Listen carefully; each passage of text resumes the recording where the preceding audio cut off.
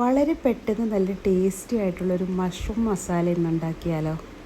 കൂണൊക്കെ ഇഷ്ടപ്പെടുന്ന ആളുകൾക്ക് ഒരുപാട് ഈ റെസിപ്പി ഇഷ്ടപ്പെടും കേട്ടോ. ഇത് ചോറിനോ ചപ്പാത്തിക്കോ പൊറോട്ടയ്ക്കൊക്കെ കൂടി അടിപൊളി കോമ്പിനേഷനാണ് കേട്ടോ.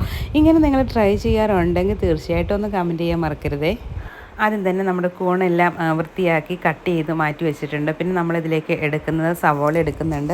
കൊച്ചുള്ളി വേണമെങ്കിൽ ഹാഫ് ആയിട്ട് കൊച്ചുള്ളി എടുക്കാം, പകുതി സവോള ആ രീതിയിലും വേണമെങ്കിൽ എടുക്കാം. ഞാനിവിടെ സവോളയാണ് മൊത്തം എടുത്തേക്കുന്നത്. പിന്നെ ഇതിലേക്ക് തക്കാളി ചേർക്കുന്നുണ്ട്. ഞാൻ എടുത്തിരിക്കുന്ന തക്കാളി 2 എണ്ണം മിക്സിയിലൊന്ന് അരച്ച് പേസ്റ്റാക്കി വെച്ചേക്കുന്നതാണ്. ഇത് നമുക്ക് ചെറുതായിട്ട് കട്ട് ചെയ്തിട്ടും ചേർക്കാം. പിന്നെ ബേ ലീഫ്, പട്ട അങ്ങനെ മസാലകൾ എടുത്ത് വെച്ചിട്ടുണ്ട്. പിന്നെ നമ്മുടെ ഇഞ്ചി വെളുത്തുള്ളി പേസ്റ്റും ഇവിടെ സവോള ചെറുതായിട്ട് അരിഞ്ഞതുമാണ്. പിന്നെ ഞാൻ പാൻ അടുപ്പിലേക്ക് വെച്ചിട്ട് എണ്ണ ചേർത്ത് കൊടുത്തിട്ട് ആദ്യം തന്നെ ഇവിടെ ഇട്ട് കൊടുക്കുന്നത് നല്ല ഫ്രഷ് ആയിട്ടുള്ള കറിവേപ്പിലയാണ് കേട്ടോ. അപ്പോൾ ഞാൻ ഇങ്ങനെയാണ് എപ്പോഴും കുക്ക് ചെയ്യുന്നത്. കറിവേപ്പില മൂത്ത എണ്ണയിലോട്ടാണ് ബാക്കി ഇൻഗ്രീഡിയൻസ് ഒക്കെ ചേർക്കുന്നത്. പിന്നെ പട്ട, ഒരു കഷ്ണം ഗ്രാമ്പു, ഒരു കഷ്ണമാണ് ഗ്രാമ്പ് ചേർത്തിട്ടുണ്ട്. പിന്നെ ബേ ലീഫ് ചേർത്തിട്ടുണ്ട്. ബേ ലീഫ് കയ്യിലുണ്ടെങ്കിൽ ചേർത്ത് കൊടുക്കുക. അതോടെ ചേർക്കുമ്പോൾ പ്രത്യേകിച്ച് ഒരു ഫ്ലേവർ കിട്ടുമെന്ന് മാത്രം. പിന്നെ നമ്മൾ ചെറുതായിട്ട് അരിഞ്ഞു വെച്ചിരിക്കുന്ന സവോള കൂടെ ചേർത്തു. ഇഞ്ചി വെളുത്തുള്ളി പേസ്റ്റ് ചേർത്തു. ഇനി ഇതിലേക്ക് മസാലയായിട്ട് മഞ്ഞൾപ്പൊടി ചേർത്തിട്ട് നമുക്ക് നന്നായി മിക്സ് ചെയ്ത് അതിൻ്റെ പച്ചമണം വരെ മാറുന്നവരെ ഒന്ന് ഇളക്കി കൊടുക്കുക.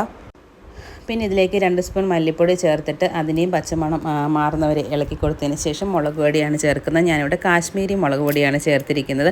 കുട്ടികൾക്ക് എരി കുറച്ച് മതി, അതുകൊണ്ടാണ് കാശ്മീരി മുളക് പൊടി ചേർക്കുന്നത്. നിങ്ങൾക്ക് എരിവുള്ള മുളക് പൊടിയാണെങ്കിൽ അത് ചേർത്ത് കൊടുക്കുക.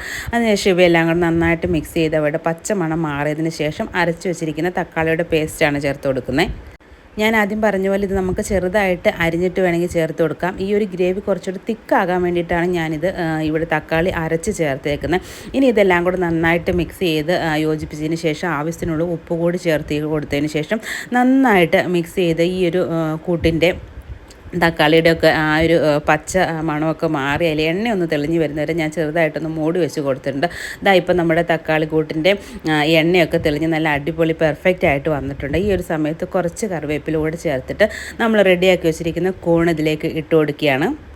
ഇനി ഇത് നന്നായിട്ടൊന്ന് മിക്സ് ചെയ്ത് നമ്മൾ ഉണ്ടാക്കി വെച്ച മസാലയും ഉപ്പും എല്ലാം കൂടെ ഈ ഒരു മഷ്റൂമിൽ അല്ലെങ്കിൽ കൂണിലൊന്ന് നന്നായിട്ട് ആയി കിട്ടണം. അതുപോലെ അതിൽ നന്നായിട്ട് നമ്മൾ ഇളക്കി യോജിപ്പിച്ചതിന് ശേഷം നമുക്കത് മൂടി വെച്ച് വേവിച്ചെടുക്കാം. ഞാനിവിടെ ഒരു തുള്ളി പോലും വെള്ളം ചേർക്കുന്നില്ല. അപ്പോൾ നമ്മുടെ മഷ്റൂമിലെ വെള്ളമൊക്കെ ഇറങ്ങി തന്നെ ഇത് നന്നായിട്ട് കുക്കായിട്ട് നല്ല ഗ്രേവി ആയിട്ട് കിട്ടും. ഇതാ അപ്പോൾ നമ്മുടെ മഷ്റൂമൊക്കെ വെന്ത് നല്ല ഗ്രേവി തെളിഞ്ഞു വന്നിട്ടുണ്ട്, എണ്ണയൊക്കെ തെളിഞ്ഞു വന്നിട്ടുണ്ട്.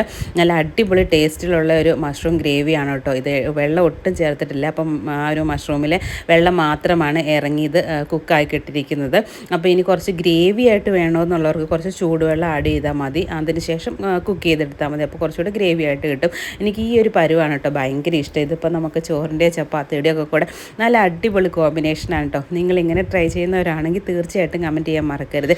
അപ്പോൾ ഈ ഒരു റെസിപ്പി നിങ്ങൾക്ക് ഇഷ്ടപ്പെട്ടെങ്കിൽ ഒന്ന് ലൈക്ക് ചെയ്ത് ഒന്ന് ഷെയർ ചെയ്ത് ഒന്ന് സപ്പോർട്ട് ചെയ്യാൻ മറക്കരുത് കേട്ടോ. അപ്പോൾ അടുത്ത വീഡിയോ കാണാം. ബൈ.